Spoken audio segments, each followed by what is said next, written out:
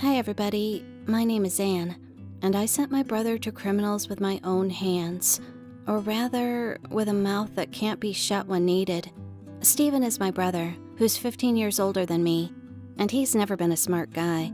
It so happened that my mom gave birth to him quite early, and from the wrong father. So for a long time, they lived only together. Since my mom had to earn a living herself and work hard to support them both, Steven grew up on his own as he had to. Well, it turned out what we have. When Steven was 13, my mom met my dad and they moved in together. My dad is also strange, but he's logical. He immediately said that he wasn't going to replace the boy's dad, but if he needed any help or something like that, he would help in any way he could.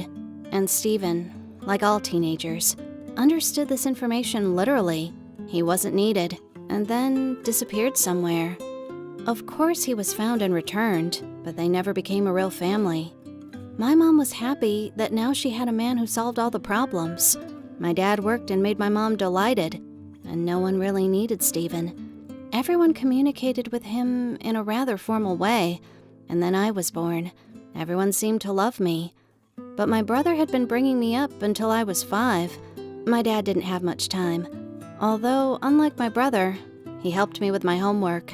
My mom finally realized she wasn't a good teacher or mother herself, so she lived with us, just doing everyday things. Well, she could wash, cook, wipe your snotty nose, but there were no fairy tales, warm hugs, or kisses from her. Later, Steven finally left and started to create his own life. He rarely came home, and only to me, but mostly he tried to survive. He went to work, rented an apartment, studied in the evenings, so that there was at least some education besides his school. It must have been hard for him, but for some reason, he didn't get smarter. Steven decided he was much more interested in easy money, rather than a stable, even small income.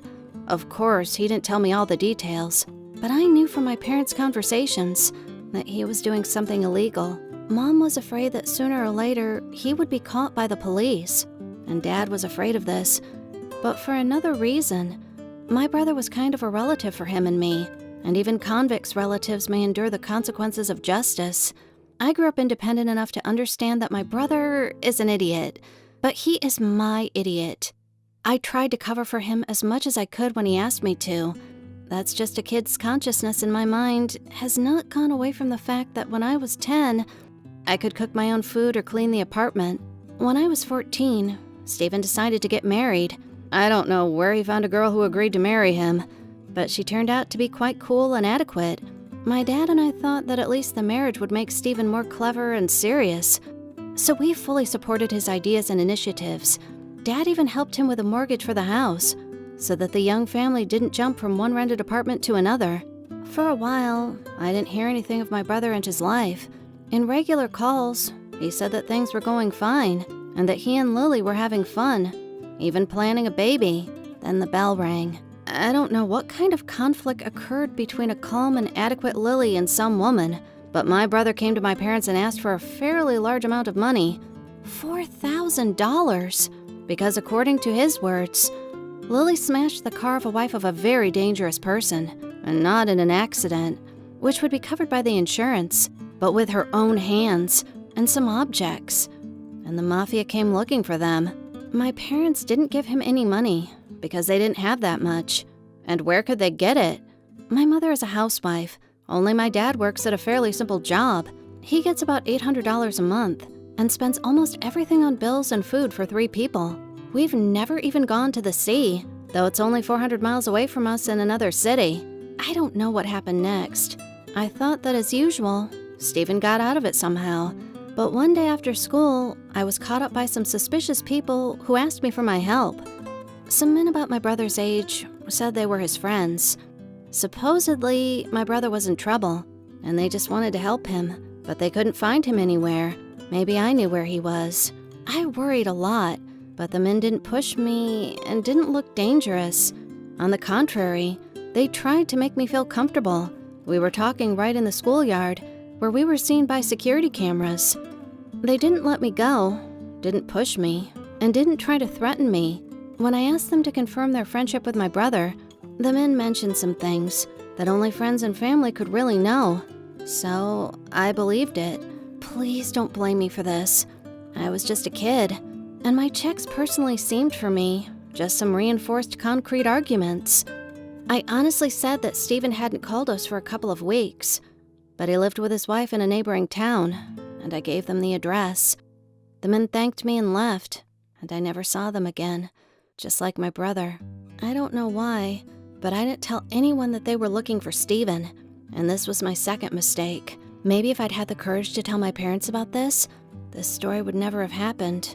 But such things don't know the option, if that. A week after I talked to these men, a sobbing Lily literally flew into our house and announced that Stephen was missing. And not yesterday or even 3 days ago. It had been a week since he came home and didn't answer his phone. The police refused to investigate Lily, so maybe he left the family by himself. My parents rushed to figure things out themselves. I knew the whole story, but they forgot about me, and somehow I didn't participate in the search. It turned out that Stephen really disappeared, along with his documents, driver's license, banking cards, and even some of his belongings. From the outside, it really looked like an escape or something. That's just how this version lived up in our heads, until the first check. The police interviewed everyone they could, and it turned out that Stephen didn't get on a plane, didn't buy train or bus tickets, didn't withdraw money with a card since the moment of his disappearance, and somehow managed not to show up on any city camera. To be exact, the police still noticed him on one camera. It was almost next to our house, next to some people driving a Volkswagen. Then he disappeared. The version that Stephen left by this car wasn't confirmed. After all of this, the car appeared on the radars.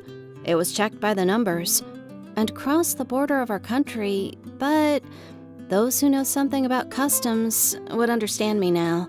Yeah, there was no need to get a visa to travel from one country to another, but all the documents should be verified all the time. But that wasn't the case.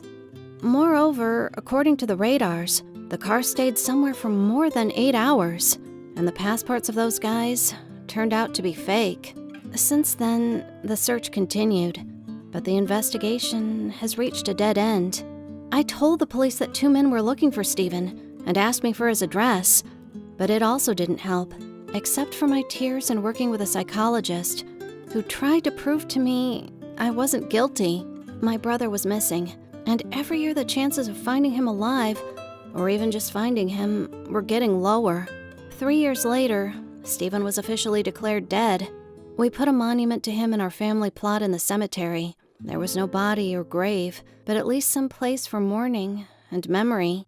There will be no happy endings with a sudden return or anything like that. Nope. I have a harsh reality only. My brother is still missing, and there are no clues as to where to find him. Of course, the police say Stephen is no longer alive 100%, and likely his body is somewhere in the woods. But without even knowing the approximate location, there's no chance of finding him at all. I still blame myself for what happened, although my mom says that my brother is the one to blame. Bad company, debts, some connections with a local mafia. It's not the kind of company where you can live happily ever after. When everyone found out I told them about the address, they even praised me because my brother would have been found anyway. But no one guaranteed my survival in those conditions. Like, if I didn't say anything, it's not like the criminals would have taken me with them, or they would have done anything terrible to remove the witness. In short, I'm a good person, and I'm not guilty of anything, and you can give me an award with a certificate from a psychotherapist, but I still can't forgive myself. Still, I loved my brother. He was really the closest to me from the whole family, and somewhere deep inside myself, I keep saying to myself, no matter if you're tortured, stolen, or killed, you had to be silent so that Stephen would be alive now.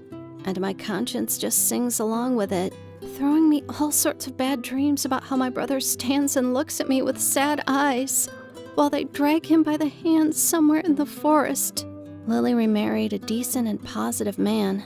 She sold the house where she was living with Stephen and gave all the proceeds to my parents, as if to somehow compensate for the death of my brother. My parents put this money in my bank account, and this is to pay for my university, so that there would be some possibilities for me and a good life. The world has not turned upside down for me. The earth is still spinning around its axis in the sun, and my life is moving on. Only my wayward brother is no longer here.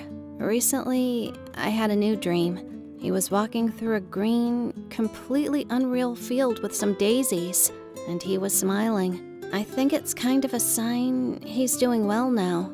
Write your stories in the comments. In what situations is it better to stay silent? Share this video with your friends who talk a lot. And remember, sometimes doing something right and doing something honest may be different things. It's up to you to decide what to choose.